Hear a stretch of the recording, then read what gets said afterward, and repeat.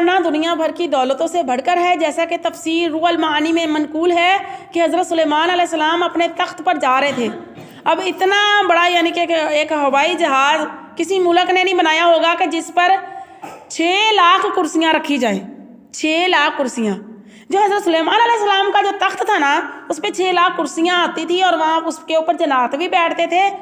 جو جنات تھے نا، جن تھے، وہ بھی حضرت سلیمان علیہ السلام کے تابع تھے، یعنی ان کے پیروکار تھے، ان کی بات مانتے تھے، ہوائیں بھی، سب کچھ۔ اور وہ دیکھیں کہ وہ جنات بھی بیٹھا کرتے تھے، اس پہ انسان بھی بیٹھا کرتے تھے۔ ایک مرتبہ نا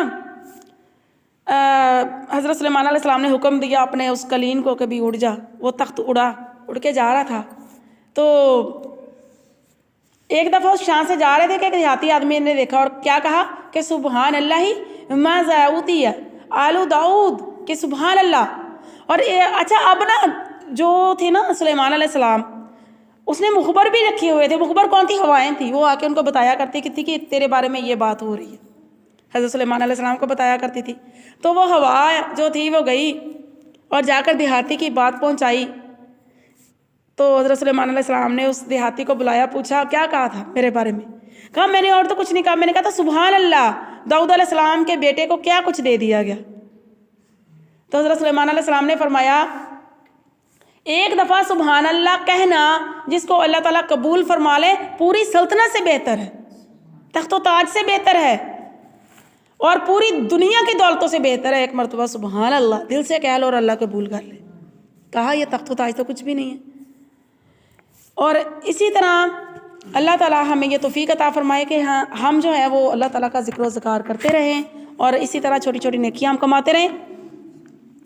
اب ہم جو لوگ ہیں، ہمارا دنیا دار جو لوگ ہیں، ہمارا تعارف کیا ہے؟ ہمارا اصل تعارف جو ہے ابدیت ہے، جو کہ نظر آنا چاہیے، اور وہ عملی طور پر ہم میں نظر نہیں آتا۔ اس سے پتہ چلتا ہے کہ ہم اپنی اصلی حالت عاجزی اور اپنی حقیقی اوقات اور حیثیت سے بے خبر ہوتے جا رہے ہیں۔ اللہ تعالیٰ نے سورہ بنی اسرائیل کی پہلی آیت میں نبی صلی اللہ علیہ وآلہ وسلم کو واقعہ معراج میں لے جانے کا ذکر کرتے ہوئے جن الفاظ سے بلایا وہ بھی عبدی ہی لفظ ہے۔ اس کے علاوہ کوئی اور نام یا القاب نہیں لگائے یا کسی عہدے کا تذکرہ نہیں فرمایا، بلکہ اس چیز کا ذکر فرمایا جو حقیقت ہے اور انسان سے مقصود ہے، وہ ہے عبدیت یعنی عاجزی۔ معلوم ہوا کہ بندے کا اصلی تعارف عبدیت اور عاجزی ہے کہ جس کے اندر جتنی عاجزی ہوگی اس کا اتنا ہی با کمال تعارف ہوگا۔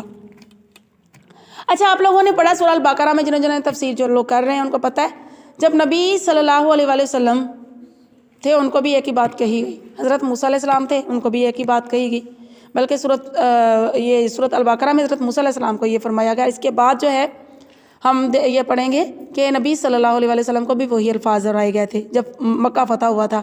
جب مصر سے فلسطین آئے حضرت موسیٰ علیہ السلام کیا کہا گیا کہ تم ہتاتن کہتے ہوئے داخل ہونا، ہتاتن کہتے ہوئے داخل ہونا، یعنی عاجزی کے ساتھ سر کو جھکا کے، اور فخر اور تکبر میں نہ آنا کہ ہم نے فرعون سے نجات پا لی اور ہم دوسری جگہ آ گئے۔ اسی طرح اور فلسطین بھی جو ہے وہ انہوں نے فتح کیا تھا، لیکن اس کے برعکس جب ہم لوگ ہیں ہمارے میں وہ عاجزی نہیں ہے، ہم ایک چھوٹا سا کام کر لیں ہم تکبر میں آ جاتے ہیں۔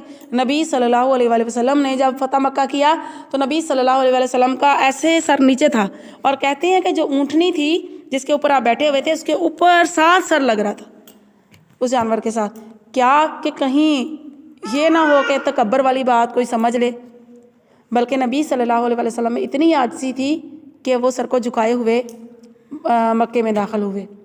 تو جو جتنا عبدیت کا لفظ ہے، عاجز والا بندہ، عاجز، پیسہ آ جائے نا تو تکبر نہ کرو، اولاد مل جائے نا تکبر نہ کرو، اچھے لوگ مل جائیں تکبر نہ کرو، اچھے رشتہ دار مل جائیں تکبر نہ کرو، جائیدادیں مل جائیں تکبر نہ کرو، دنیا داری کی ساری نعمتیں آپ کے ہاتھ میں آ جائیں تو تکبر نہ کرو، بلکہ عاجزی۔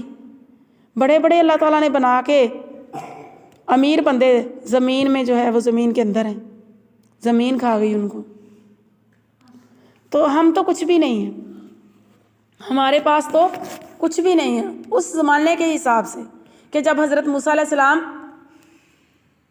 مصر سے آئے ہیں ادھر فلسطین کی طرف، اور انہوں نے جب وہ آئے ہیں تو انہوں نے کیا کیا تھا کہ عورتوں نے زیور اکٹھا کیا تھا، ان کے پاس کتنا زیور ہو گیا، زیور سے بچھڑا بھی بن گیا تھا، اور بچڑے کی وہ پوجا کرنے لگے تھے جب حضرت موسیٰ علیہ السلام کو کوہ طور پر 40 شبانہ روز کے لیے بلایا تھا۔ اتنا زیور تھا عورتوں کے پاس، اتنا کچھ تھا، اتنی